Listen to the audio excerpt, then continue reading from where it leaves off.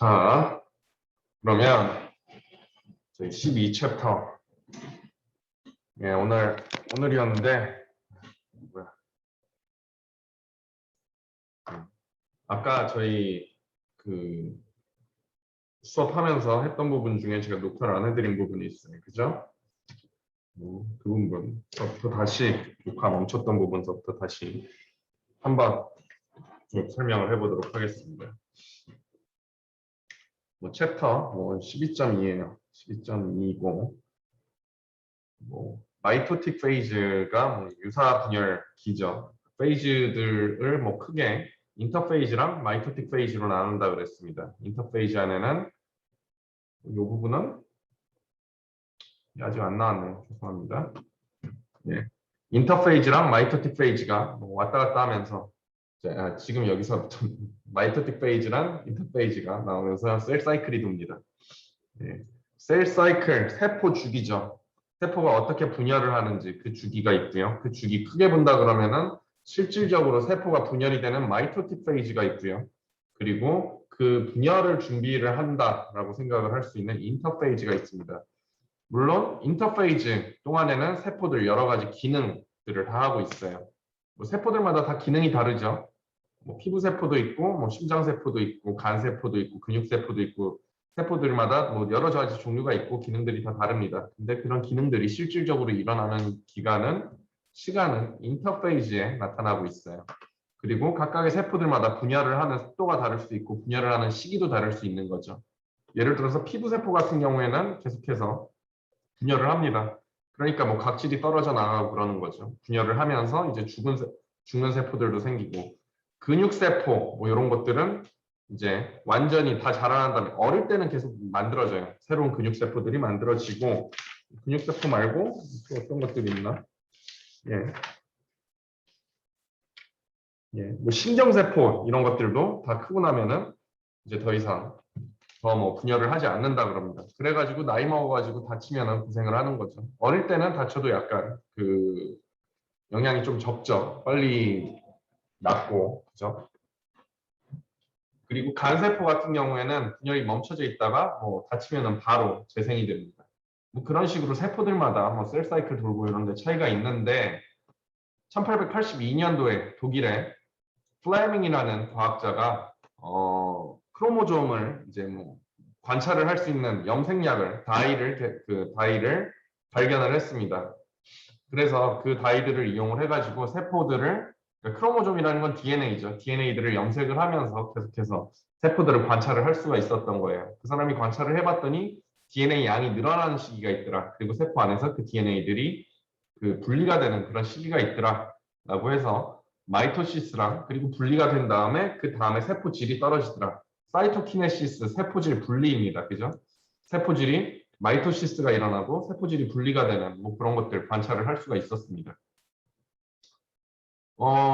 그래서 각각의 셀 디비전 동안에는 여러 가지 중요한 이벤트들이 발생을 하고 있는 거겠죠. 당연하죠. 그죠? 그래서 이러한 셀 사이클 안에 여러 가지 단계가 있을 텐데요. 그 단계 크게는 마이토틱 페이즈 그리고 인터페이즈로 나눕니다. 마이토틱 페이즈 줄여서 M 페이즈라고 부르고 있습니다.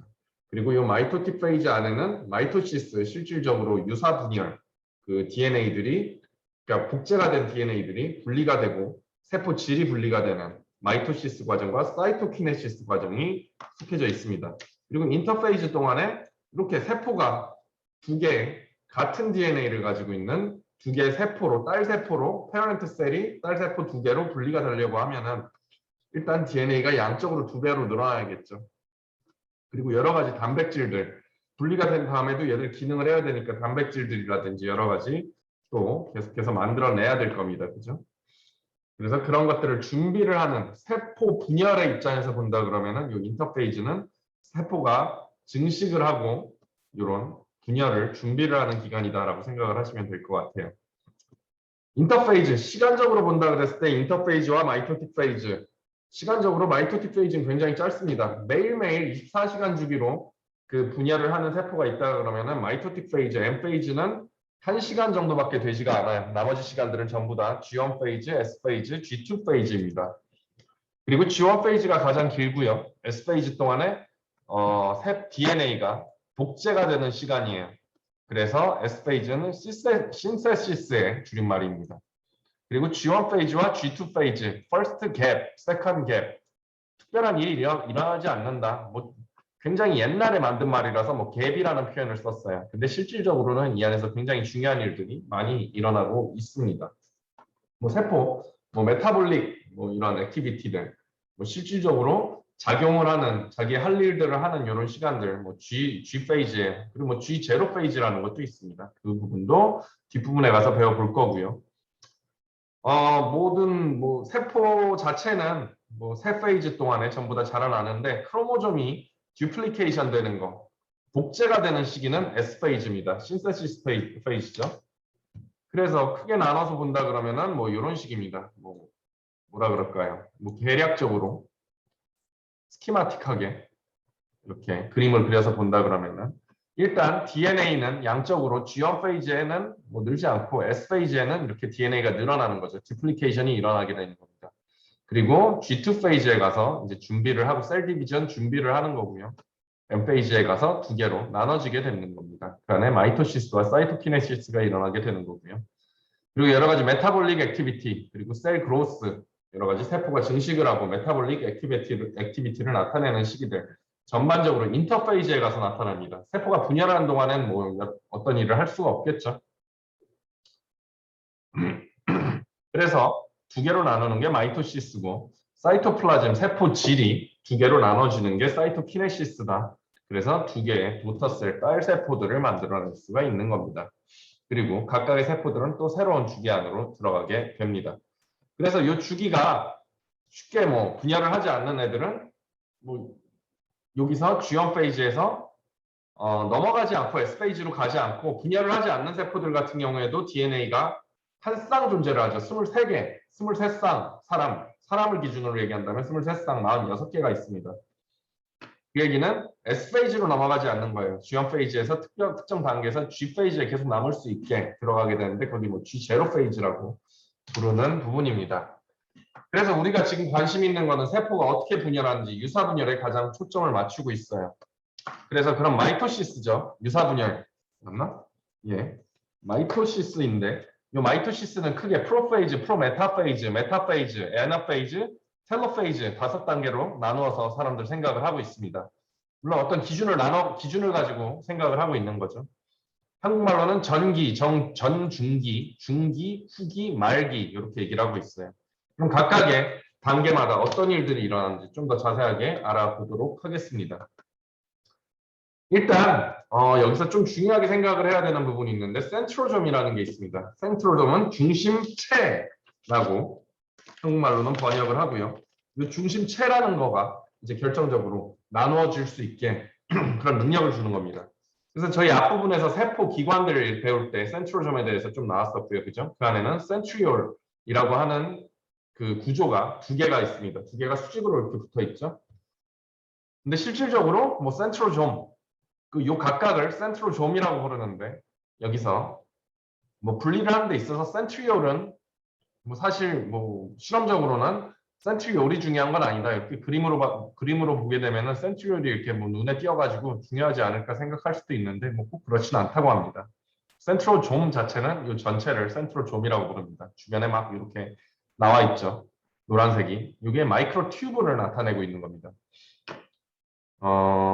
마이크로 튜브. 예, 여기 보시면은 이런 식으로 초록색으로 막 이렇게 돼 있는 게 이렇게 실 같은 것들이 나와 있는 것들. 이런 게 마이크로 튜브들입니다. 그래서 일단 G2 페이지, 인터페이지의 G2 페이지에 가서는 이 센트로점, 원래는 한 개만 가지고 있는데 센트로점이 복제가 돼요. 그래서 센트로점이 두 배가 됩니다.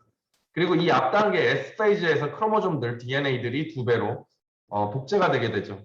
그래서 그 상태에서 G2 페이지에서는 아직 DNA들이 응축이 되지 않습니다. 컨덴세이션이 일어나지 않았어요. 그리고 뉴클리올러스라는 핵 안에 있는 구조가 아직 존재를 하고요. 핵막도, 뉴클리어 엠블럽도 아직 있습니다. 그러면서 프로페이즈, 전기죠. 전기에 들어가게 되면은 이 센트로점들이 이제 그 마이크로 튜브들을 이용을 해서 각각 극쪽으로 세포의 반대 방향으로 이동을 하게 됩니다. 그리고 그렇게 하면서 지금 여기에 보이시죠? 이제 반대 방향으로 이동을 하고 있는 건데요. 여기서는 뭐 이쪽 끝이 되게 작게 표현이 되어 있는데 여기 보시면 이렇게 막 뭐가 막 튀어나가고 있어요. 그죠? 마이크로 튜블들이 막 나오고 있어요. 그런 구조를 아스터라고 부릅니다. 에스터죠, 에스터. 그래서 한국말로는 성상체라고 부르고 있습니다. 그래서 얘들이 이 마이크로 튜블들이 막 나오면서 서로를 밀어내는 거예요. 마이크로 튜블들이 계속 증식을 하면서 쫙쫙쫙 끝쪽으로 밀어내고 있습니다. 그게 프로페이즈예요. 그러면서 지금 뭐 실제 그림입니다. 위에 있는 게. 아래 있는 거는 그 개념적으로 보여주고 있는 거고요. 실제로 DNA들이 이렇게 응축이 시작이 됩니다. 이 부분에서는 완전히 응축이 강하게 일어나진 않았어요. 그래도 어느 정도 응축을 보여지고 있고요. 앞에서 저희가 얘기를 했었던 코에신이라는 구조의 코에신이라는 단백질에 의해서 시스터 크로마티드 한 쌍이 쭉 따라서 이제 연결이 되어 있습니다. 그래서 각각의 크로모좀마다 시스터 크로마티즈들이 한 쌍으로 존재를 하면서 붙어 있는데 프로메타페이즈가 되게 되면은 요 앞에서 얘기했던 센트로점들이 양쪽 끝으로 이동을 하게 됩니다. 양쪽 끝에 딱 존재를 하고 있고 거기서 나온 마이크로튜블들이 이제 키네토코어라는 단백질에 붙게 됩니다. 키네토코어라는 거는 이 앞에 보시면 여기서는 센트로미어라고 표현을 하고 있는데 이 잘록하게 들어간 허리 부분을 여기서부터는 키네토코어라고 얘기를 합니다. 키네토코어는 센트로미어에 가서 여러 가지 이 마이크로튜블들이 붙을 수 있는 마이토틱 스핀들이라고도 부릅니다. 이 마이토틱 스핀들들이 마이크로튜블 똑같은 거라고 뭐 생각을 하시면 돼요. 붙을 수 있는 그런 단백질 컴플렉스입니다. 단백질 복합체예요. 이 단백질 복합체들에 가서 이 마이크로튜블들이 붙기 시작을 해요. 그리고 안 붙은 것들은 안 붙은 것들끼리 또 이렇게 붙습니다. 이렇게 붙은 상태로 그리고 여기 가서 안에 들어가서 핵 안으로 들어가서 얘들이 붙으려면 핵막이 제거가 돼야겠죠. 그래서 키네토코어에 가서 붙은 이런 마이크로튜블들을 키네토코어 마이크로튜블 안 붙은 거를 non 키네토코어 마이크로튜블이라고 부릅니다. 키네토코어에 붙지 않은 마이크로튜블들도 요 마이토시스 과정에서 굉장히 중요한 역할을 하고 있습니다. 그래서 메타페이즈가 되게 되면은 요 메타페이즈 플레이트라고 하는 구 안에 센트로점이 양쪽 끝에 있고 그 끝에 있는 거를 기준으로 정확하게 가운데 어떤 가상의 판이 있습니다. 그 가상의 판 위에 DNA 크로모점들이 시스터 크로마티드들이 결합이 된 상태로 쫙 배열이 됩니다. 판 위에 이렇게 배열이 되는 거예요. 이런 식으로 지금 보시면은 막 지저분해 보이는데 어떤 판 위에 쫙 존재를 하는 거예요. 가운데죠. 여기에 센트로점 있고 가운데 쪽에 판 위에 DNA들이 배열이 됩니다.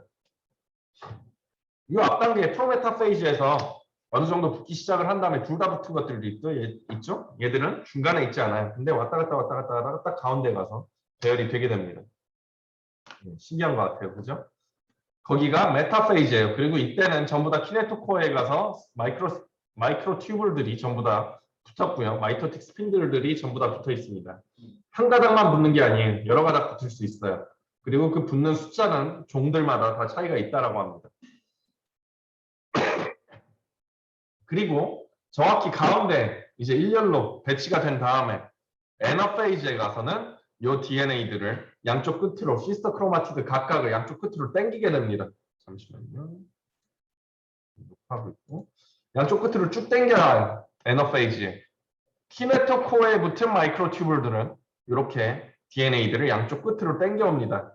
그리고 키네토코어에 가서 붙지 않은 마이크로튜블들 오히려 더 길어지면서 서로 밀어내요. 밀어내게 되면은 세포를 이렇게 길게 만드는 거죠. 나중에 사이토키네시스가 일어날 때 뭐 세포 2개가 되려면 핵막이 커져야겠죠. 이렇게 늘어나야겠죠. 그 다음에 잘려야겠죠. 한 개의 세포가 있다가 분열이 되면서 점점 길어져서 2개가 되는 그런 과정을 거치기 위해서 요 붙은 마이크로튜블들 서로 밀어내서 그 끝쪽으로 밀어낸다. 그러고 나서 텔로페이즈가 되면은 이제 핵막이 다시 생기기 시작을 하고 요 마이크로튜블들 전부 다 제거가 되기 시작을 하면서 사이토키네시스가 일어나게 됩니다. 세포질이 분리가 되게 돼요. 그 세포질이 분리가 될 때 이렇게 잘록하게 허리 같은 게 생기게 되는데 거기를 클리비지 퍼로우라고 부르고요. 클리비지 퍼로우가 생기게 되는 거는 이 안에 컨트랙트 링이라고 하는 한국말로는 컨트랙트 링 수축환 수축환이라고 하는 단백질들이 그 사이에 허리를 쫙 세포 막 안쪽에 쭉 생기면서 얘를 쫙 이렇게 눌러버리는 겁니다. 그러면 쫙 이렇게 조여지게 되는 거죠. 그 다음에 잘리게 되는 겁니다. 그리고 한국말로도 있고요, 그죠? 핵막이 인을 가지고 있는데 복제가 되고, 복제는 이미 S기에 DNA가 복제가 된 거고, 중심체들이 복제가 되는 거죠, 간기에. 얘들이 두 개의 중심립, 센트리올들을 가지고 있고, 응축은 아직 되지 않았다. 그리고 더 응축이 되고, 이미소실이 되고, 뉴클리올레스가 사라졌고, 각각의 복제된 염색체는 두 개의 동일한 자매 염색 분체가 동원체 부위에서 센트로미어 부위에서 연결된 것처럼 보이며 일부의 생물에서는 코에신에 의해서 전체적으로 연결이 되어 있다. 유사분열 방추체가 마이크로 튜블들이 마이토틱 스핀들이 형성이 되면서 쭉쭉쭉 반대 방향으로 이동을 하게 되는 거죠. 센트로좀이. 그다음은 미세소관으로 중심체에서 짧은 미세소관이 그리고 이렇게 막 나와 있는 걸 성상체 에스터라고 부른다 그랬습니다. 양극으로 이동을 하는데 이러한 이동은 부등적으로는 이들 사이의 미세소관이 길어지는 힘에 의해서 추진이 되고 있고요. 프로메타페이즈에 가서는 이제 붓기 시작을 하는 거죠. 핵막이 붕괴가 돼야지 이 안으로 마이크로 튜블들이 들어가겠죠. 각각의 중심체에서 뻗어나가 마이크로 튜블들이 이제 안으로 들어가서 키네토코어에 붙기 시작을 하는 거죠. 염색체는 더욱더 응축이 되고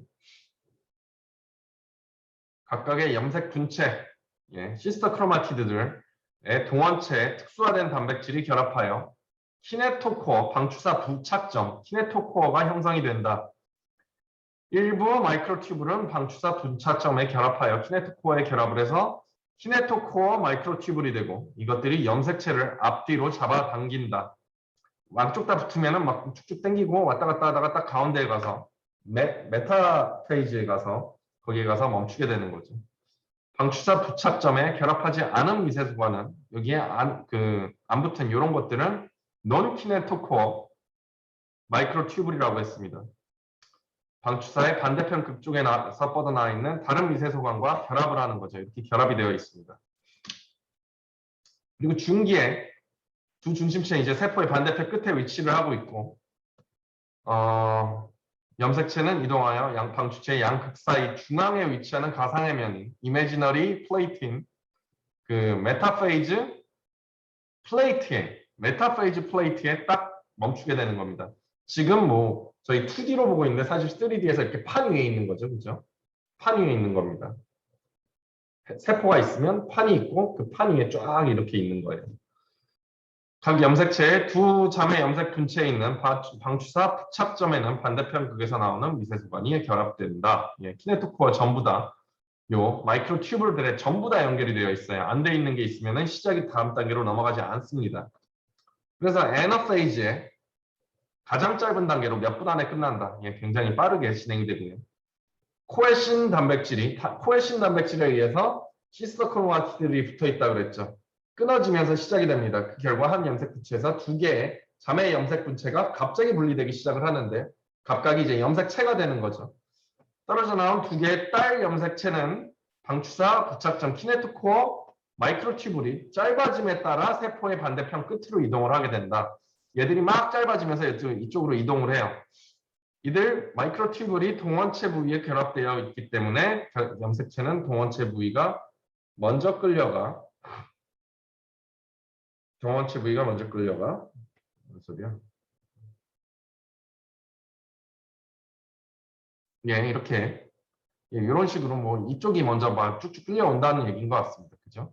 세포는 동원체에 결합하지 않은 미세소관이 길어짐에 따라 신장된다.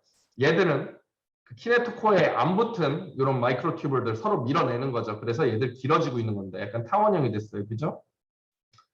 마지막 단계는 세포의 양 끝에 완전하고 동일한 염색체 세트가 애너페이지의 끝에 가면 다 끌려와서 이 끝쪽에 존재를 하는 거죠.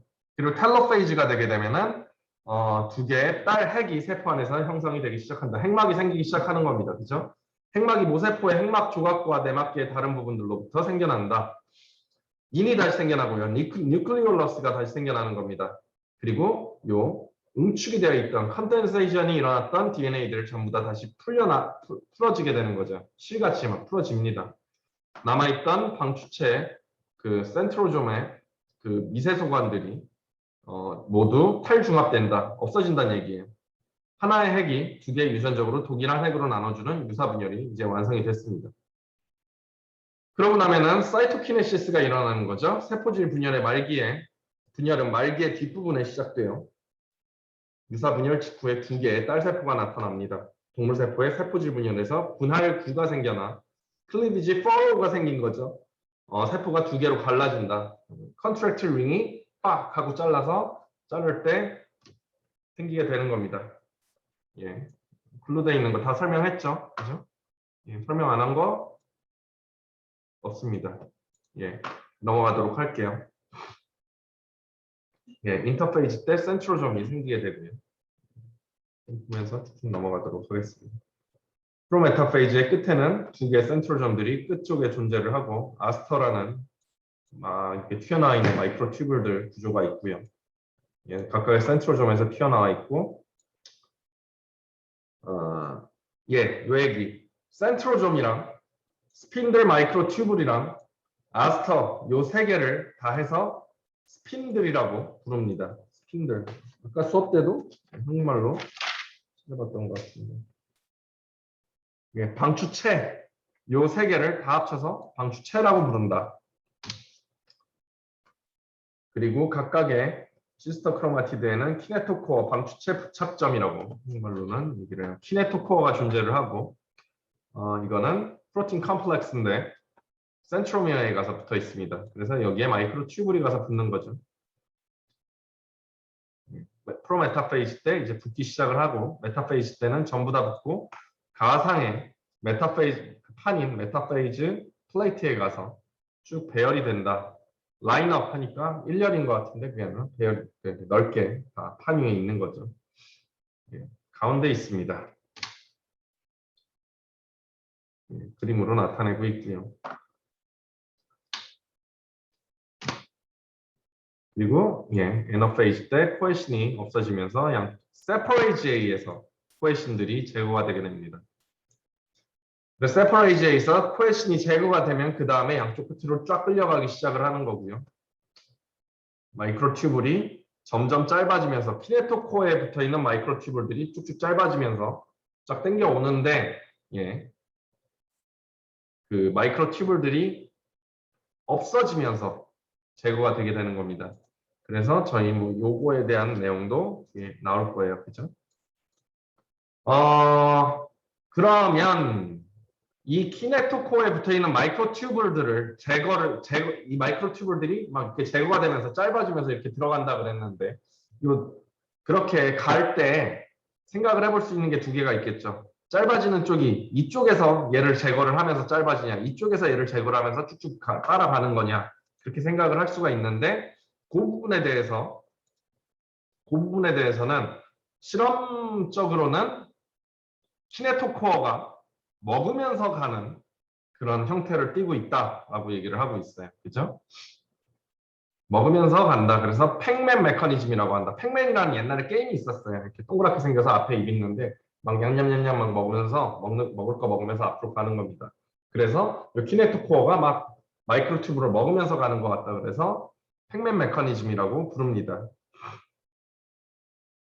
그리고 뭐 이동을 해야 되니까 얘를 따라서 이동을 해야 되니까 키네토코어 안에 모터 프로틴이 있어서 운동 단백질이 있어서 이 마이크로튜브를 잡고서 얘를 계속해서 이동을 하면서 뒤쪽에서 계속 제거를 해 나가는 거죠. 그거에 대한 그림이 바로 여기에 있습니다. 이 그림이고요. 키네토코어가 있고 키네토코어 안에 운동 프로틴이 모터 프로틴이 있고 이 마이크로튜브를 따라서 이동을 하면서 이 뒤쪽에서는 마이크로튜브를 따라간 뒤쪽은 제거를 한다라는 겁니다. 그래서 실험적으로 요거를 증명을 한 그런 실험이 있었죠. 한 방법은 마이크로칩을 염색을 합니다. 일단 염색을 해놓고 레이저를 쫙 쏴주면은 그 특정 부분들 염색약들을 없앨 수가 있다 그래요. 그래서 염색약을 없앤 다음에 만약에 이쪽에서 뭐가 들어간다 그러면 이쪽 색이 짧아질 거고 이쪽에서 얘를 당기는 거라 그러면 이쪽이 짧아질 거다라는 컨셉 하에 이렇게 실험을 해봤더니 이쪽이 짧아지더라라는 거를 실험적으로 증명을 했습니다. 굉장히 똑똑한 것 같아요, 그죠? 예, 그렇습니다.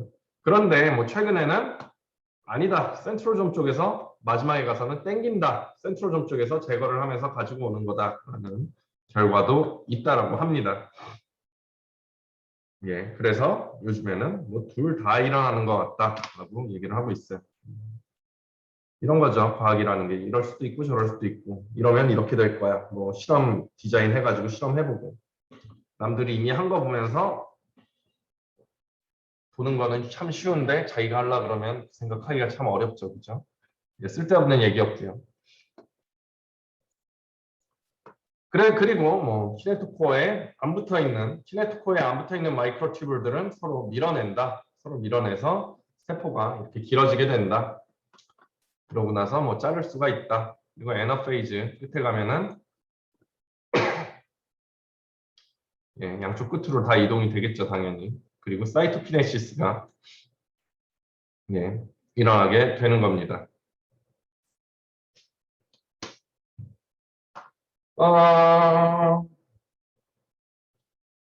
사이토키네시스가 일어날 때 뭐 클리비지, 뭐 분할이 생기게 되는데요. 그 분할이 생길 때 이제 세포막이 이렇게 안쪽으로 쫙 찌그러 들어가게 됩니다. 이게 클리비지 팔로우라고 부르고요. 그 클리비지 팔로우가 일어나는 이유는 그 세포 안쪽에 컨트랙틸 링이라고 하는 그런 링 같은 단백질이 있어서 안쪽으로 당기기 때문에 그렇게 생기는 거라고 얘기했습니다. 그렇죠? 근데 요거는 동물 세포에서 그래요.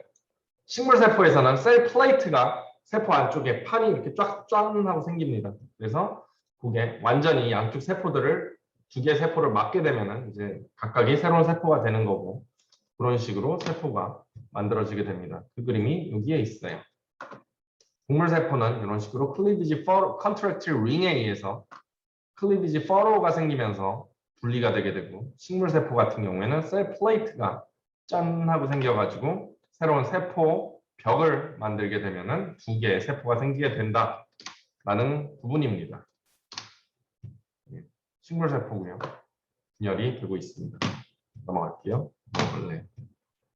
그래서 이 부분은 앞에 있는 다른 동영상 보시죠. 다시 뭐 동영상 있으니까 다시 설명 안 할게요. 안 할래요. 앞 동영상의 끝부분에 가서 설명했던 부분입니다. 클리비지 팔로우도 있었던 것 같아요.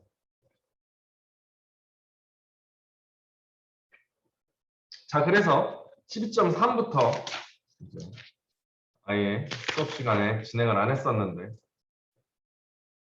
그래서 진핵세포의 세포 주기, 이러한 주기들이 셀 사이클이 어떻게 해서 일어나느냐, 언제 분열해 하고 얘기를 하느냐, 그리고 언제 멈춰, 그리고 뭐 그런 것도 뭐 중요한데 언제 시작해 뭐 이런 것도 중요한데 각 사이클이 잘 돌아갈 수 있도록 뭐 사실 상당히 신기하죠, 그죠? 이런 것들이 뭐 주기에 딱딱 따라서 움직일 수 있다는 게. 그럼 각각의 주기들 안에서 어떻게 조절이 되는지 그거에 대해서 좀 배워보도록 하겠습니다. 기본적으로 몰레큘러 컨트롤 시스템에 의해서 이런 사이클이 조절이 되고 있어요. 분자적인 조절 시스템인 겁니다. 분자 수준의 조절 시스템에 의해서 조절이 된다. 말이 이상하네요. 그죠? 일단 세포마다 전부 다 셀 디비전 하는 게 다릅니다. 뭐 아까 그런 얘기했죠. 심장세포, 근육세포, 뭐 뇌, 신경세포, 신경세포랑 근육세포는 한번 다 어른이 되고 나면 다시 생기지 않고 피부는 계속 자라나고 뭐 이런 것들이 있었습니다. 그리고 뭐 암세포 같은 경우에 끝도 없이 자라는 게 암세포죠. 그래서 막 종양이 생기고 이러는 겁니다. 뭐 그거에 대한 내용도 뒷부분에 가서 나오고요. 근데 이러한 세포 종류에 따라서 셀 디비전하는 속도가 다르고 셀 디비전하는 횟수도 다르고 이런 것들 전부 다 분자 수준에서 전부 다 컨트롤 되고 있다. 예. 캔서셀 같은 경우에, 암세포 같은 경우에 이런 컨트롤이 망가졌기 때문에 이런 컨트롤이 망가졌기 때문에 암이 되는 겁니다. 끝도 없이 뭐 자라나고 막 여기저기 가서 이상한 데 가서 자라고 그런 게 암이에요. 그래서 예.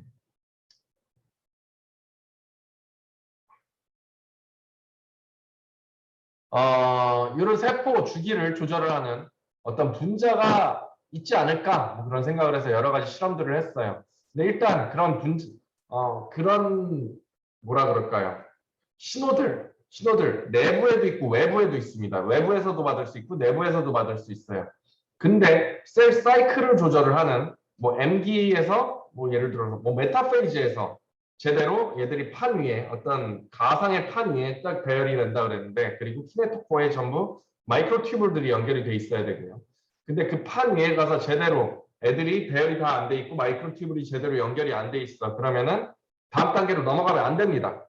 그런데 그런 것들을 조절을 하는 이런 분자들, 사이토플라즘, 세포 질환에 존재를 하고 있다는 거예요.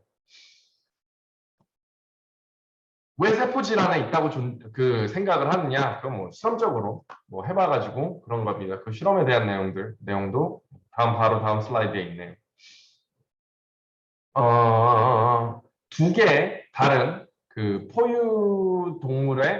포유류의 세포를 두 개 다른 주기 안에 있는 세포를 합쳐본 거예요. 두 개 다른 주기에 예. 요겁니다 그냥. S페이지에 있는 세포랑 G페이지에 있는 세포가 있었어요. 그래서 얘네 둘을 합쳐봤습니다. 그때 둘 다 S페이지로 바로 가더라. 그래서 G1 페이지에 있던 애인데 얘를 둘이 합쳤더니 뭐 S페이지가 됐습니다. 그리고 M 페이지에 있던 애가 있고 G1 페이지에 있던 애를 합쳤더니 얘 같은 경우에는 지금 DNA가 안 늘어났죠. 아직 뭐 그 M 페이지 그 마이토시스가 일어나면 안 돼요. 합쳤는데 그냥 뭐 센트로좀이 생기고 뭐 마이토시스로 들어가 버린 거예요. 이런 식으로 이 얘기는 뭐냐 하면 여기서 유추를 해낼 수 있는 거 뭐 G1 페이지 다음에 S 페이지가 가니까 뭐 이건 그럴 수 있겠거니 할 수도 있을 것 같아요. 그죠? 근데 얘 같은 경우에는 지금 DNA도 아직 다 증폭이 안 됐는데 그냥 센트로좀이 막 생기고 그렇게 된 거예요.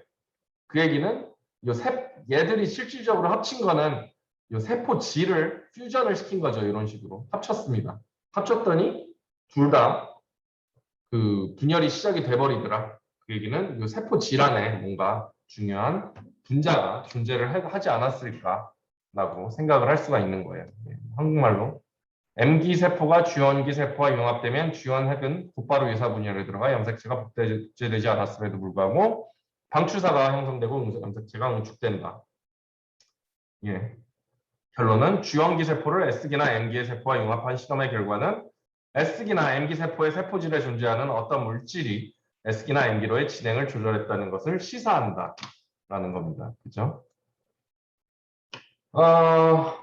그래서 이런 것들 컨트롤하는 거 그냥 뭐 이름 지었죠. 셀 사이클 컨트롤 시스템이라고 부릅니다.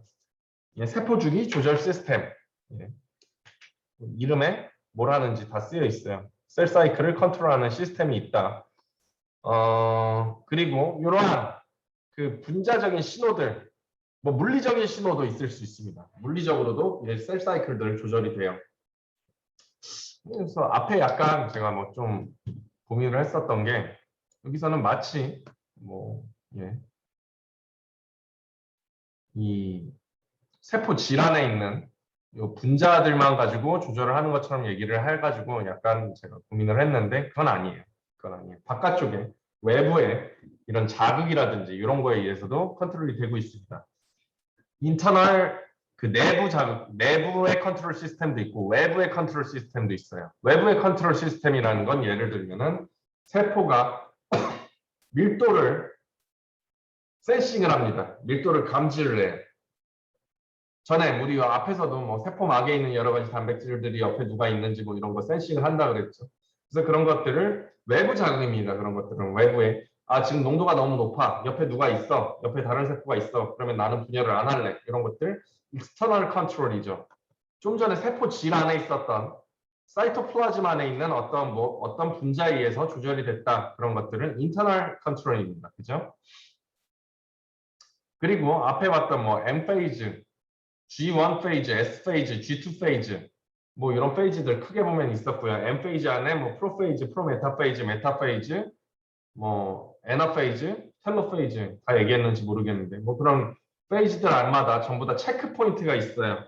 체크 포인트, 확인점들이 있습니다. 그 확인점들 안에서 특정 또 신호가 와야지만 다음 단계로 넘어가는 거예요. 그래서 각각의 체크 포인트에서 다음으로 가라라는 시그널이 오지 않으면은 걔들은 그 사이클에 멈춰져 있다. 멈춰져 있는 동안에는 전부 다 그 단계가 끝나지 않았다. 끝났다라는 시그널이 와야 되는 거겠죠. 그래서 대표적인 시그널 체크를 받는 체크 포인트들 여기에 표시가 되어 있습니다. G1 페이지에도 있고요. G2 페이지에도 있고 M 페이지에도 있더라. 예. 세포 주기 조절 시스템의 기계적인 비유, 기계적으로 비유를 했다 그래요. 아마 요거 같은 경우에 세탁기나 이런 거 돌려가지고 찍찍 돌린 다음에 탁 누르면 시작이 되는 것처럼 그런 표현을 하고 싶었던 것 같아요. 이 세포 주기의 그림에서 바깥쪽의 칸들은 순서대로 일어나는 사건들을 나타내고 있고 자동 세탁기의 조절기구와 같이 세포 주기 조절 시스템은 내재된 시계에 의해서 스스로 작동을 하고 있는데 가다가 이거를 치워주는 어떤 시그널이 오지 않으면 여기 가서 딱 걸리는 거죠. 그죠? 그러나 이 시스템은 여러 확인점에서 체크포인트에서 내부적, 외부적 조절을 받으며 그 중요한 3개가 빨간색으로 표시가 되어 있습니다. 그죠? 그래서 그런 대표적인 예가 사이클린이에요. 사이클린과 사이클린 디펜던트 카이네이즈입니다. 사이클린이라는 건 말 그대로 사이클과 관련이 되어 있는 단백질이에요. 사이클린 디펜던트 카이네이즈. 저희 앞에서도 배웠던 카이네이즈라는 거는 특정 다른 물질이나 단백질들을 포스포릴레이션, 인산화시켜주는 단백질들을 보통 카이네이즈라고 부릅니다. 근데 여기서 사이클린 디펜던트 카이네이즈라고 불렀죠. 사이클린의 디펜던트한 카이네이즈다. 사이클린의 디펜던트하다. 의존성이 있다라는 말입니다. 예, 사이클린이 있어야지만 작용을 하는 카이네이즈인 거예요. 요것들이 굉장히 중요한 셀 사이클 레귤레이터입니다. 그래서 두 종류의 그 레귤레이션을 하는 조절 단백질들이 셀 사이클을 조절을 한다라는 거죠. 예, 셀 사이클 컨트롤에 관여를 한다. 그 두 개가 사이클린이랑 사이클린 디펜던트 카이네이즈다. 사이클린 디펜던트 카이네이즈는 줄여서 CDK입니다. 미리 쉽게 얘기를 하면은 CDK, 사이클린 디펜던트 카이네이즈에 가서 사이클린이 붙으면은 얘가 다음 단계로 쭉쭉 갈 수 있게 해주는 거예요. 예. 사이클린이라는 이름이 붙은 이유는 사이클릭하게 어떤 사이클을 이루면서 얘가 농도가 높아졌다가 낮았다가 높아졌다가 낮았다 그러는 거예요. 농도가 높아지면 CDK랑 막 붙어가지고 CDK가 작용하고 떨어지면 없어졌으니까 이제 CDK 카이네이즈로서 작용을 못하는 겁니다. 그래서 액티비티가 CDK는 없어지지 않아요. 계속 존재를 하는데 사이클린이 계속해서 많아졌다가 없어졌다, 많아졌다 없어졌다 반복을 합니다. 그래서 많아지면은 셀 사이클이 돌고 없어지면은 멈추고 그런 거예요. 마이토시스가 멈추는 겁니다. 마이토시스가 끝나는 거예요. 좀 떨어지면 뒤에 가서 더 자세하게 볼 수가 있을 거예요. 그래서 얘가 사이클린의 농도에 따라서 CDK의 액티비티가 CDK의 활성도가 조절이 되는 겁니다. 사이클린에 붙어 있어야지 액티브하다. 하다 보면 계속 똑같은 소리를 하네요. 그렇죠? 그래서 CDK랑 사이클린이랑 그런 식으로 붙게 되면은 컴플렉스를 이루게 되면은 MPF라고 불러요. MPF는 Maturation Promoting Factor입니다. 성숙하게 만들어주는 거죠. 마이토시스가 일어나게 해주는 겁니다. 균열을 시켜주는 거예요. Maturation. 어쨌든 MPF라는 사이클린이랑 CDK가 합쳐지게 되면 MPF라고 부릅니다. 이름이에요, 이름. 그래서 이 MPF가 있으면은 뭐 여러 가지 또 다른 단백질도 인산화하기도 하고 그러면서 여러 가지 과정들에 의해서 G2 페이지에서 G2 페이지 체크 포인트를 바로 요 확인점을 넘어갈 수가 있게 돼요. MPF가 없으면은 여기를 못 넘어가는데 MPF들이 생기면 넘어가는 겁니다. 반대로 얘기하면 사이클린이 없으면 못 넘어가는 거죠. 왜냐하면 사이클린이 없으면 CDK들이 활성화되지 못하니까 못 넘어간 겁니다. 그죠? 그래서 뭐 그렇기 때문에 M 페이지로 들어가게 되는 뭐 어떤 그 트리거라고 부를 수도 있어요. 그죠? 그렇기 때문에 얘를 M 페이지 프로모팅 팩터라고 부르기도 한답니다. 그래서 뭐 계속 또 비슷한 얘기 나오네요. 사이클린의 농도가 MPF의 액티비티와 코리스펀딩한다. 상관성이 높다. 그리고 MPF 자체는 카이네이즈죠. 결국에는 CDK, 액티브한 폼의 CDK를 MPF라고 부른다라고도 생각을 할 수 있어요. 그래서 얘는 뭐 다른 카이네이즈들을 또 활성화시키기도 하고 자기 자신이 그냥 카이네이즈로서 작용을 하기도 하고 뭐 그런 겁니다. 그래서 뭐 이런 식이에요. 요 보라색 선이 사이클린이 생겼다가 뭐 제거가 됐다가 쭉 유지가 되다가 생겼다가 제거가 됐다 하는 겁니다. 요 사이클 안에서 그래서 G1 때는 없다가 점점 없다가 S 페이지가 끝나갈 때쯤 사이클린이 올라가기 시작을 해요. 그래서 어느 정도 농도에 다다르게 되면은 지금 여기서 나타내고 싶은 그림이 바로 요 밑에 주황색이 CDK입니다. 그리고 보라색은 사이클린이에요. 이렇게 붙으면은 얘가 액티브해져요. 얘가 활성화가 됩니다. 그래서 농도가 어느 정도 이르게 되면은 CDK가 활성화되기 시작을 해서 MPF가 되게 되는 거예요. 그래서 MPF가 액티비티가 올라갔다가 떨어집니다. 올라가기 시작을 하면 M 페이지가 시작이 되게 되는 거예요. 그죠? 그랬다가 M 페이지 중간에 M 페이지가 끝나게 되면 그 다음에 사이클린 제거가 되고 이 MPF의 활성도도 떨어지게 되는 겁니다. 뭐 이런 식으로 그림으로 나타낼 수도 있는 거예요. 그죠? 또 같은 얘기입니다. 넘어가겠습니다.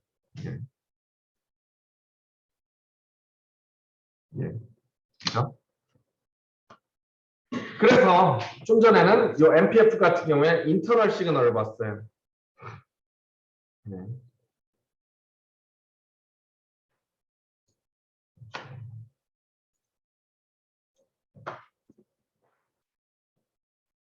그래서 좀 전에 보신 것처럼 이런 사이클링 같은 그런 뭐 분자들, 신호들 이런 것들 세포 안에 뭐 어떤 뭐 서베일런스 메커니즘, 뭐 감시 시스템 뭐 이런 것들에 의해서 잠시만요. 그런 것들에 의해서 이제 뭐 레귤레이션 하는 이런 단백질들 이런 것들이 뭐 나오고 그러는 건데 바깥에 있는 신호들도 받아들일 수 있다. 뭐 아까 뭐 농도 이런 얘기를 했었죠.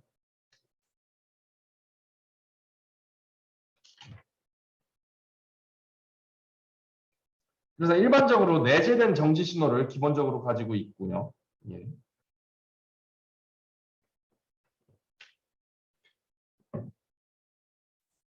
뭐 좀 전에 했던 얘기가 또 나오네요. G1 페이지, G2 페이지, M 페이지에 체크 포인트가 있다. 그래서 여러 가지 그 시그널들을 전부 다 넘어가지 못하면은 이 체크 포인트들을 다 넘어가지 못하면은 셀 사이클을 돌지 않는 거고요. 근데 대부분의 세포들에서 이 G1 페이지가 제일 중요하다. 세포가 분열을 시작을 할 건지 안 할 건지. 뭐 예를 들어서 뭐 요 G2점까지, 요 체크 포인트까지 다 와버렸다는 거는 DNA 양이 이미 2배로 됐다는 얘기죠. 근데 보통 요 인터페이즈, 특히나 요 S 페이지 가기 전에 G1 페이지에서 대부분의 세포들이 실질적으로 기능을 한다. 뭐 그렇게 얘기를 할 수가 있습니다. 그죠? 그 얘기는 요 점을 넘어가냐 안 넘어가냐가 얘가 이제 듀플리케이션, 세포가 분리가 될 거냐, 딸 세포를 만들 거냐 안 만들 거냐 거기에 있어서 굉장히 중요한 중요한 부분이 될 거예요. 그래서 결국에는 요 G1 페이지가 굉장히 중요하다. 만약에 다음으로 넘어가라는 시그널을 G1 페이지에 받게 되면은 대부분 뭐 S 페이지랑 G2 페이지 끝까지는 다 갑니다. 그죠? 그리고 그 G2 페이지에서 넘어가 또 신호를 받게 되면은 그 어떤 분자적인 신호를 받게 되면은 이제 마이토시스로 들어가게 되는 거고요. 마이토시스 안에도 또 체크 포인트가 하나 있었죠. 그 같은 경우에는 보통 메타페이지에서 전부 다 DNA들이 시스터 크로마티드들이 어떤 그 메타페이지 플레이트 위에 전부 다 정렬이 됐는지, 양쪽 끝에 키네토코어에 전부 마이크로튜블들이 연결이 됐는지 그런 것들을 확인을 하는 과정입니다. 만약에 고어헤드 시그널을 다음으로 넘어가라는 고어헤드 시그널, 뭐라고 해야 되죠? 출발 신호를 받지 못했으면 예, 사이클에서 뭐 빠져나가게 됩니다. 예. 예, 여긴 G1 페이지를 얘기를 하고 있는 거네요. 그죠? 뭐 S 페이지 넘어간 다음에는 예, DNA가 2배니까. 근데 어쨌든지 간에 고어헤드 시그널을 계속해서 못 받아요. 그러면은 G0 페이지라는 데로 들어가게 됩니다. G0 페이지라는 거는 앞에 뭐 그림에서 나온 적이 없죠. 그죠? 여기서 G1 페이지에서 여기를 넘어가지 못했어. 그럼 G0 페이지. 여기서는 그 세포 자기 자신의 기능은 계속하고 있는 겁니다. 그냥 디바이딩만 안 할 뿐이에요. 분열만 안 할 뿐입니다. 그리고 여기 안에서 계속해서 자기 할 일을 계속 잘 하고 있는 겁니다. 그리고 고어헤드 시그널 출발 신호가 나오게 되면은 예, 셀 사이클을 계속해서 돌아서 분열을 하게 됩니다. 그리고 M 페이지에서 다음 그림 가서 보시죠. M 페이지로 들어가지 못하면은 예, 전중기에 예, 아까 제가 말을 좀 잘못했네요, 그죠? 네, M 페이지 그 확인점은 잠시만요.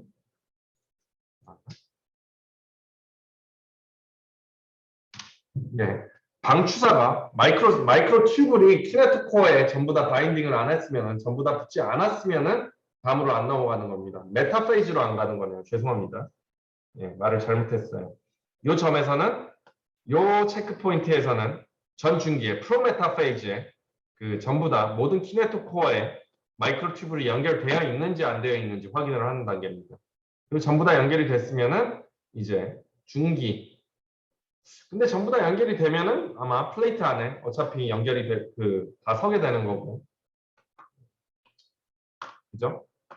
아무튼 예, 핑계 없고요. 어쨌든지 간에 전부 다 붙어서 그 출발 신호를 받게 되면은 그 다음으로 쭉 넘어가서 후기, 말기, 사이토키네시스까지 전부 다 들어가게 되는 겁니다.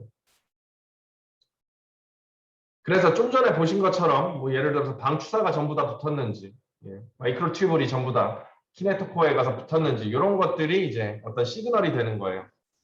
예.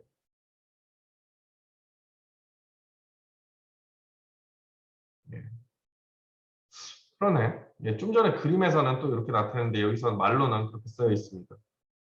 메타페이즈 플레이트에 전부 다 정렬이 돼서 예, 붙어 있지 않으면은 다음 단계로 넘어가지 않는다. 예. 다 붙었으면은 플레이트 상에 다 존재를 할 수밖에 없습니다. 예, 뭐 이런 단계라든지 이런 건 어차피 사람들이 만든 기준이기 때문에 예, 뭐 너무 목맬 필요는 없는 것 같아요. 뭐 이름이나 이런 거에. 네, 뭐 시험 보려면 이름 같은 거 잘 외워야죠, 그죠? 그래서 예. 그리고 요 메커니즘에서는 그래서 뭐 세포들이 전부 다 정확한 숫자의 크로모점들을 가지고 있는지 뭐 이런 것들도 다 확인을 하고 다음 단계로 넘어갑니다. 그래서 이런 것들 뭐 어떤 메커니즘에 의해서 일어나는지 그런 것들을 뭐 저희 같은 연구하는 사람들이 연구를 계속하고 있는 거죠. 여러 가지 뭐 실험을 만들고 여러 가지 기술들을 사용을 하고 그러는 겁니다. 그리고 뭐 외부 자극들이 있다 그랬죠. 외부에서 오는 뭐 케미컬한 신호 그리고 피지컬한 신호. 아까 얘기를 했던 농도 같은 건 피지컬한 신호일 겁니다. 그죠? 물리적으로 눌린다 뭐 이러면 그런 건 피지컬한 자극일 텐데 사실 뭐 농도 같은 건 케미컬한 자극이기도 해요. 옆에 있는 세포에서 뭐 여러 가지 나 옆에 있어라고 신호를 케미컬한 신호를 줄 수도 있는 거죠. 그죠? 그리고 더 너 분열해 라고 하는 뭐 이런 신호를 줄 수도 있습니다. 그런 것들 그로스 팩터라고 부릅니다. 성장 인자, 예, 생장 인자, 그로스 팩터. 그로스 팩터를 막 내는 세포들이 있어요. 그로스 팩터를 주변으로 막 자기 자신은 분열을 안 하는데 주변으로 그로스 팩터들을 막 내는 뭐 그런 것들이 있는데 예, 플레이틀렛, 혈소판이죠. 혈소판 같은 것들이 그런 세포들이에요. 그래서 혈소판들이 내는 그로스 팩터를 PDGF, Platelet Derived Growth Factor라고 부릅니다. 그래서 얘들 주변에 있는 세포들 이 신호를 받게 되면 분열을 막 해요. 파이브로블라스트, 섬유아세포 뭐 이런 것들이 그런 대표적인 예입니다. 파이브로블라스트 같은 경우에는 그 어떤 실험, 그래서 이 PDGF라는 걸 찾은 또 연구자들이 있겠죠. 여기 써 있습니다. 파이브로블라스트를 키우려 그러면은 PDGF가 있어야지 크더라. 뭐 이런 것들, 그래서 굉장히 중요한 발견이었어요. PDGF를 쓰면은 세포가 잘 자라는구나, 이런 것들을. 왜냐하면 우리 연구를 하려고 그럴 때 실험실 안에서 이제 굉장히 많이 쓰는 게 이 파이브로블라스트입니다. 왜냐하면 키울 수 있으니까 막 키우면서 막 여러 가지 처리를 해주고 이러고 싶은데 그 전에 PDGF가 발견이 되기 전에는 이 파이브로블라스트를 실험실 안에서도 잘 키울 수가 없었던 거예요. 근데 그 페트리 디시 위에다가 파이브로블라스트를 막 놓고 PDGF 처리를 해주면은 세포들이 막 크는 거죠. 그럼 크면은 계속해서 나누면서 우리가 그것들을 여러 가지 같은 세포들, 뭐 분열을 했으니까 같은 세포라고 생각을 하고 뭐 A그룹, B그룹 나눠놓고 얘한테는 이런 처리, 쟤한테는 저런 처리하면서 실험을 할 수가 있는 거겠죠. 그래서 그런 PDGF가 중요한 팩터다를 찾아낸 이런 실험, 그냥 굉장히 간단한 실험이죠. 사람한테서 티슈를 막 떼는 겁니다. 섬유아세포라는 건 피부세포예요. 피부세포. 요 표피 말고 약간 안쪽에 이제 파이브로블라스트들이 있는데 걔들을 막 잘라서 뭐 작게 자른 다음에 나누는 거죠. 나눠놓고 한쪽은 PDGF 주고 한쪽은 PDGF 안 줬더니 주고 안 줬더니 준 쪽만 잘 자라더라. 그래서 PDGF가 있으면 잘 자라는구나. 뭐 그런 겁니다. 그런 얘기입니다. 그래서 어쨌든지 간에 외부에서 오는 어떤 화학적인, 물리적인 이런 자극들에 반응을 해가지고 세포들 그 분열을 할 수가 있다는 겁니다. 그리고 아까 얘기를 했었던 density dependent inhibition, 밀도 의존성 억제입니다. 밀도가 너무 높으면 세포들이 안 자라는 거예요. 그래서 너무 꽉 차 있으면은 디바이딩을 안 한다. 그리고 뭐 이거랑은 조금 뭐 다른 얘기인데 또 대부분의 동물 세포들 같은 경우에는 anchorage dependence를 가지고 있습니다. anchorage dependence는 부착 의존성이에요. 어떤 표면에 세포들이 부착을 했을 때만 분열을 한다는 겁니다. 부착을 안 해 있으면은 뭐 둥둥 떠 있는 상태에서는 안 커요. 그래가지고 뭐 아까 보여드렸던 이런 DC 같은 데다가 지금 보시면 여기 표면에 막 붙어 있죠. 이렇게 파이브로블라스트들 같은 경우에는 이렇게 어떤 특정 표면에 매끈한 표면에 붙어 있지 않으면 세포들이 자라질 않습니다. 그래서 DC 같은 데다 키우는 거예요. 그리고 어떤 세포들은 그냥 이렇게 둥둥 떠 있는 상태에서도 잘 커요. 그래서 근데 표면에 부착을 해야지만 이렇게 크는 세포들을 anchorage dependence를 가지고 있다. 라고 얘기를 합니다.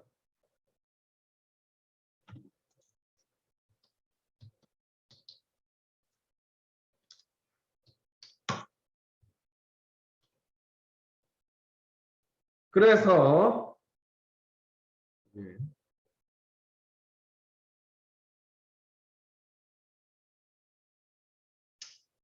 적당한 농도 때까지 세포들 막 자라다가 그래가지고 실험실에서 키우려고 그러면은 뭐 키우다가 너무 농도가 높아지면은 뭐 옮겨서 나눠서 실어주고 또 키워주고 뭐 이런 일들도 돼요. 근데 여기 아니네. 근데 암 같은 경우에는 이 레귤레이션이 안 되기 때문에 이런 density dependent inhibition 이게 안 생겨서 얘들 계속 자라요. 그러다 보니까 종양 똑같이 생기죠. 그러다 보니까 종양이 생기고 그러는 겁니다. 세포들이 여기서 계속 막 끝도 없이 미친 듯이 자라요. 그럼 폭이 생기겠죠. 암이 그런 겁니다. 근데 종양이 있고 양성 종양이라고 얘기를 하는 게 있고 뭐 암이라고 부르는 게 있습니다. 둘이 기전 자체는 크게 다르지 않아요. 계속해서 뭐 이 셀 사이클이 조절이 안 되기 때문에 계속해서 자라나는 건데 암 같은 경우에는 그 자라난 세포들이 기능에 영향을 크게 줘가지고 뭐 기능을 제대로 못하게 되는 겁니다. 그래서 뭐 목숨에도 지장이 가고 뭐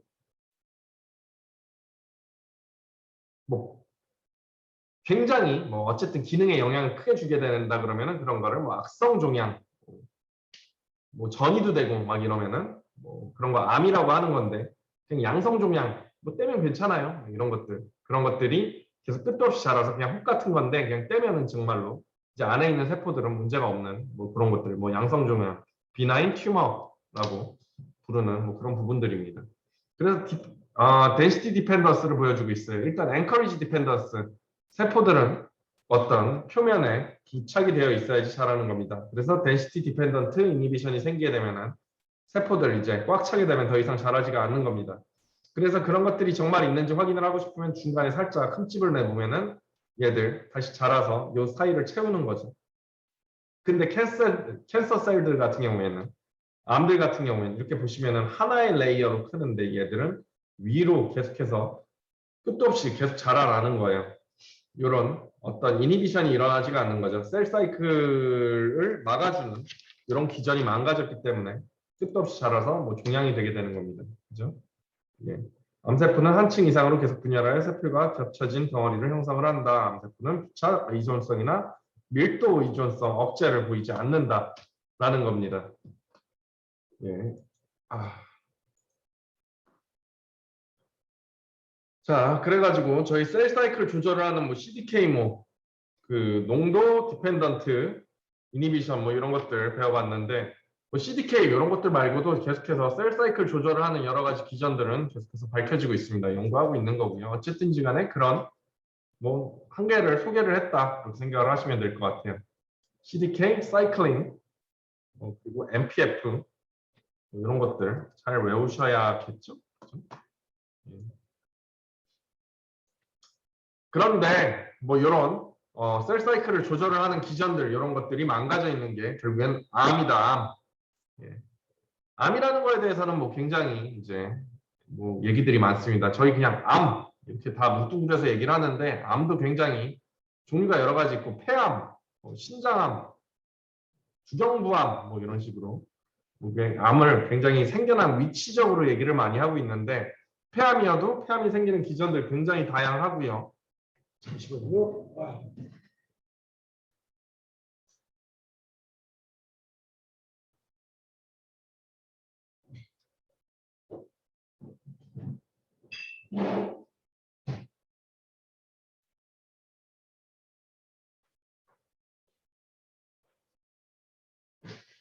말을 너무 많이 하니까 목이 아파.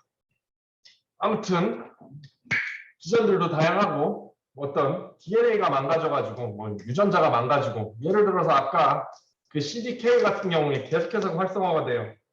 그럼 끝도 없이 계속 그 사이클이 돌겠죠, 그죠? 끝도 없이 돈다기보다는 그 G2 페이지에서 넘어가는 그 부분을 막지 못하는 겁니다.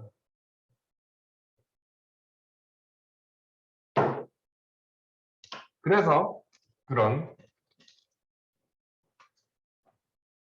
그 컨트롤이 깨져 있기 때문에 끝도 없이 자라나는 뭐 이런 현상이 일어나는 거죠, 그죠? 그래서 그런 게 이제 종양이다. 그로스 팩터가 없어도 뭐 계속 자라나는 거고요.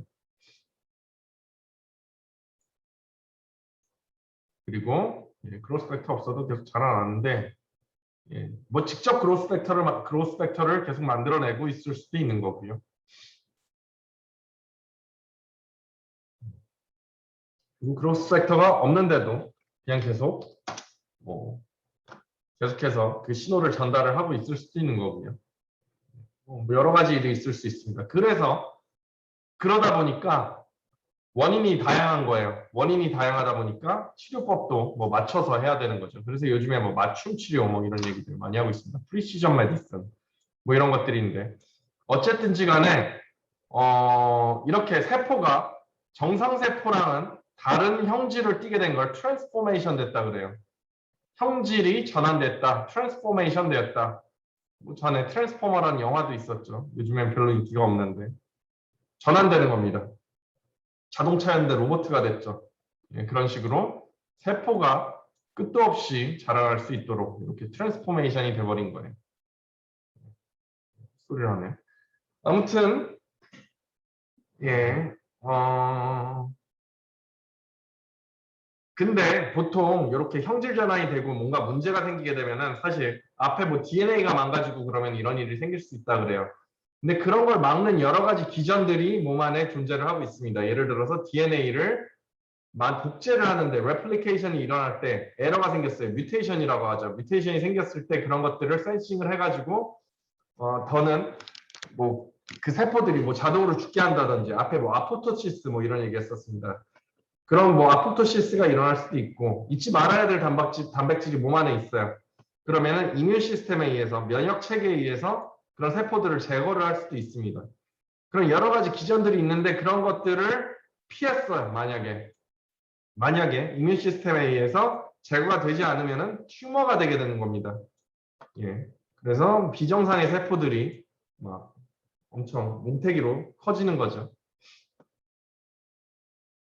그래서 정상 조직 안에 이렇게 혹처럼 생기고 그럴 수가 있다는 거예요. 그런 거를 튜머라고 부른다. 그리고 뭐 원래 자기가 있던 자리에서만 계속 생겨요. 예를 들어서 뭐 아까 얘기를 한 것처럼 뭐 피부 세포에 가서만 막 이렇게 생겨요. 피부 종양이 생겼어요. 네, 그래서 혹 같은 거 달고 계신 분들이 있으시죠. 근데 살아가는데 지장이 없어요. 뭐 보기가 안 좋다 뿐이야. 그러면은 그냥 비나인 튜머라고 부릅니다. 그런 것들. 그리고 얘들이 뭐 딴 데로 안 옮겨가요. 근데 여기에 피부에만 있을 때 문제가 안 되는데 똑같은 세포들이 예를 들어서 내 폐에 가서 들어가 버렸어. 얘들이. 그러면 전이가 됐다 그럽니다. 메타스타시스가 일어났다 그래요. 그래서 여기 가서 폐에 가가지고 막 피부 세포를 끝도 없이 만들어내는 거야. 그러면은 폐가 제 기능을 못하게 되겠죠. 그러면은 이제 거기서부터는 악성 종양이 되는 겁니다. 그래서 대부분의 요 종양들은 그렇게 심각한 문제를 일으키지가 않아요. 뭐 위치적인 위치에 따라서 그럴 수도 있는데 뭐 폐세포 같은 경우에 뭐 폐세포가 끝도 없이 자라나 그러면은 사실 얘들이 뭐 공기를 순환시키고 이런 데 영향을 줄 수가 있겠죠. 그러면은 뭐 그런 거는 굉장히 큰 문제를 일으킵니다. 그리고 말리그넌트 튜머 그래서 이런 게 악성 종양입니다. 그죠? 그래서 주변의 다른 조직들로 막 이동을 하는 거예요. 그래서 그렇게 이동이 되는 걸 전이가 됐다, 메타스타시스가 일어났다라고 하는 겁니다. 그래서 다른 파트로 이동이 되는 거를 메타스타시스라고 하고요. 더 많은 튜머들을 만들어낼 수가 있는 겁니다.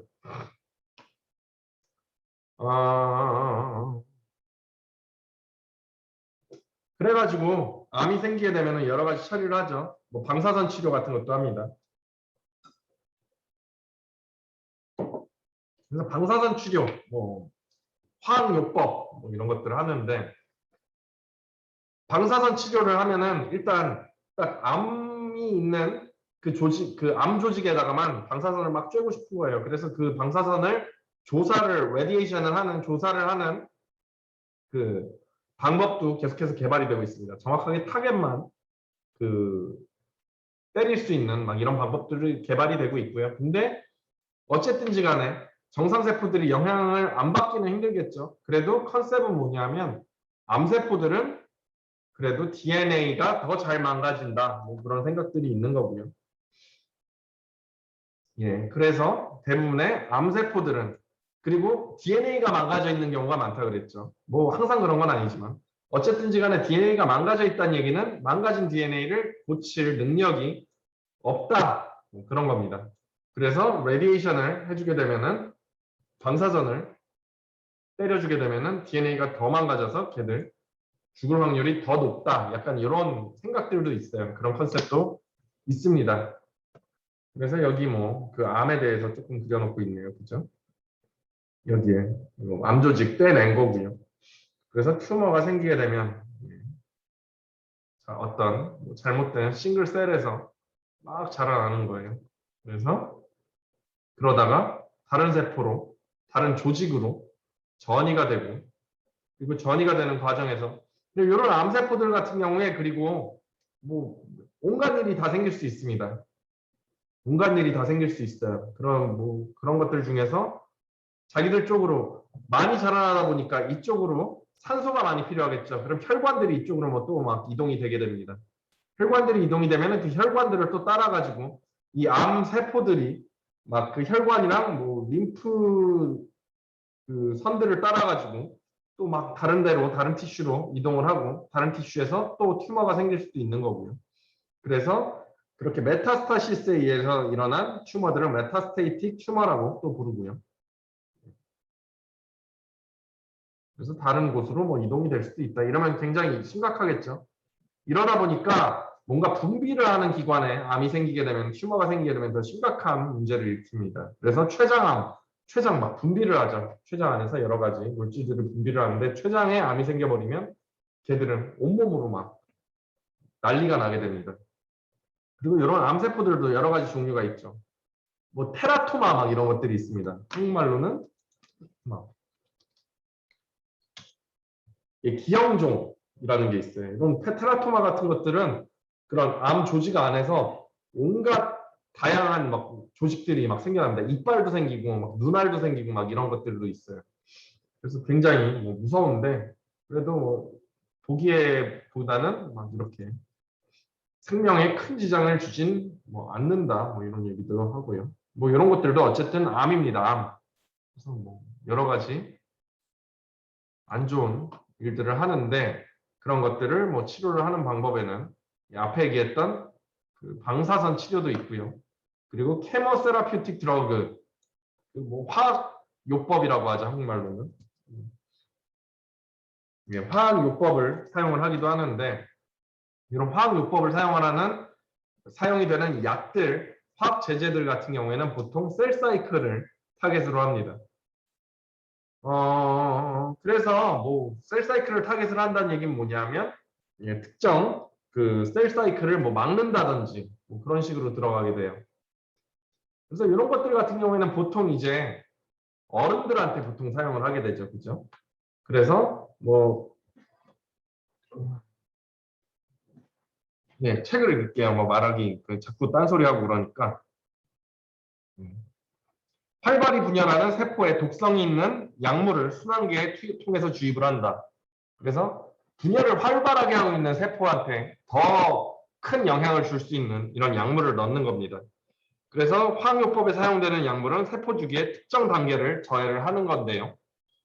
뭐 텍솔이라는 약이 있어요. 이런 것들은 미세 소관의 마이크로 튜블의 분해를 저해를 해서 방추체를 고정시킴으로써 활발히 분열하는 세포가 메타페이즈를 넘어가지 못하도록 해줍니다.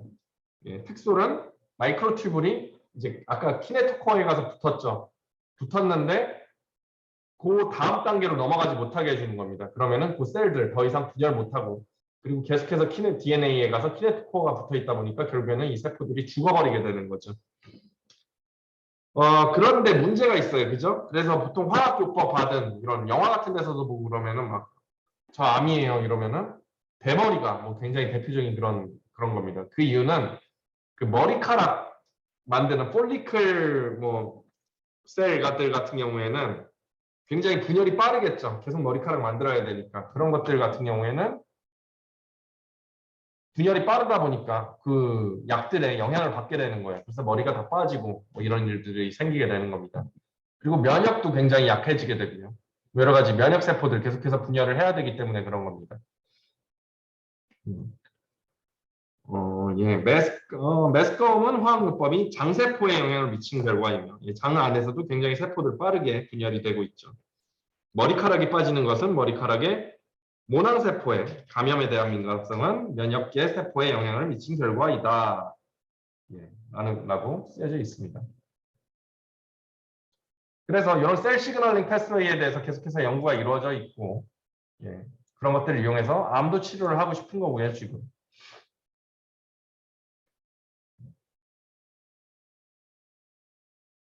그래서 모든 암들, 뭐 얘기를 한 것처럼 모든 암들 다 다른 원인에 의해서 생길 수 있기 때문에 더 정확한 원인을 찾아서 치료를 하려고 하는 personalized medicine, precision medicine 뭐 이런 것들을 계속해서 개발을 해내고 있습니다. 이 그림 같은 경우에는 재밌네요. 시험에도 내볼 법한 그런 그림일 수 있을 것 같아요. 요거 같은 경우에 지금 뭐냐 하면 Y축은 세포수, X축은 그 각각의 세포들이 내는 그 형광물질의 양, 양입니다. 그죠? 형광물질의 양이에요. 그래서 이쪽으로 갈수록 형광물질을 세게 내고 있는, 많이 내고 있는 세포들이고, 이쪽으로 갈수록 형광물질을 적게 내는 세포들이고, 예, DNA를 염색을 한 겁니다. 형광물질로. DNA에 가서 DNA 양에 따라서 DNA가 많으면 더 많이 반짝거리고 DNA가 적으면 더 적게 반짝거리는 거예요. 그죠? 그래서 여기서 G 페이즈, G1, S, G2 페이즈를 우리가 예측을 해볼 수가 있겠죠. DNA 양이 제일 적은 데가 G1 페이즈일 겁니다. 그리고 DNA가 복제가 일어나기 시작을 하면은 양이 늘어나기 시작을 할 거니까. 그리고 완전히 복제가 끝난 다음은 제일 DNA 양이 많을 겁니다. 그래서 여기서 G1, S, G2 페이즈를 찾으라 그러면 G1, S, G2 페이즈가 될 거예요. 그리고 이 다음에 M 페이즈를 통해 가지고 이렇게 세포들이 다시 M 페이즈 때도 이 안에 들어가 있을 거고요. 그러고 나서 뭐 애나페이즈, 텔로페이즈 지나서 사이토키네시스가 일어나게 되면은 세포 질 분열까지 일어나게 되면 다시 A로 가게 되고 그렇게 될 겁니다. 네. 그런 그림이 있어서 해봤습니다. 그렇습니다. 자, 그럼 여기까지 해가지고 12챕터 전부 다 끝났고요, 여러분들. 이번에 뭐 외울 것도 굉장히 많고 그런 것 같은데 일단 저는 뭐 책에 슬라이드에 없는 내용은 내지 않도록 하겠습니다. 슬라이드에 있는 여러 가지 그림들 전부 다 숙지를 잘 하셔가지고 좋은 결과 있으시길 바라겠고요. 그리고 여기 뭐 수업 들으신 많은 학생분들 사실 뭐 생명과학과가 대부분 아니시죠, 그죠? 그렇긴 한데 한번 확인을 해봐야겠어요.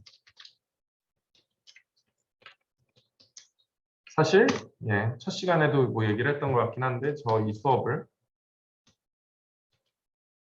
저도 처음 맡았던 거라 사실 가르친 것보다 배운 게 더 많은 것 같아요. 배운 게 더 많은 것 같습니다. 여러분들한테 저도. 그리고 수업 같은 경우에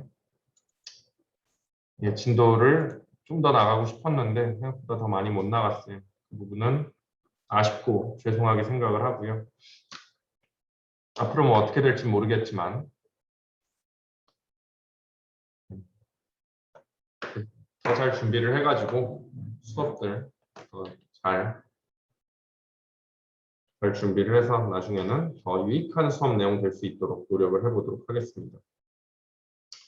그리고 여러분들 한 학기 동안 고생 많이 하셨고요. 수강생정보, 컴퓨터과학부, 인공지능학과, 융합응용화학과, 인공지능학과 학생분들도 있으시네요. AI, 개인적으로는 저는 뭐 DNA 분석 뭐 이런 거 하는데 AI 써서 DNA 분석 이런 것도 많이 하고요. 컴퓨터 과학부 학생분들도 많으시네요. 컴퓨터 과학부 저도 컴퓨터 뭐 서버 이런 거 써가지고 분석을 많이 하고 있습니다. 앞으로 기회가 되면은 혹시라도 궁금하시거나 이런 거 있으시면 연락 주시고 언제든지 찾아오셔서 얘기를 해보고 연구 관심 있으시면 같이 연구도 해볼 수 있는 기회가 되면 뭐 좋을 것 같습니다. 하고 싶은 얘기가 있었는데 생각이 안 나네요. 앞으로 수업 때나 뭐 다를 때 또 만날 기회가 있는지 모르겠지만 다들 일단 뭐 기말고사 준비 잘 하셔서 기말고사 잘 보시고 앞으로 하시는 일들 다 잘 되시길 빌겠습니다. 그러면은 다음 주 화요일에 저희 시험날 만나도록 할게요. 감사합니다.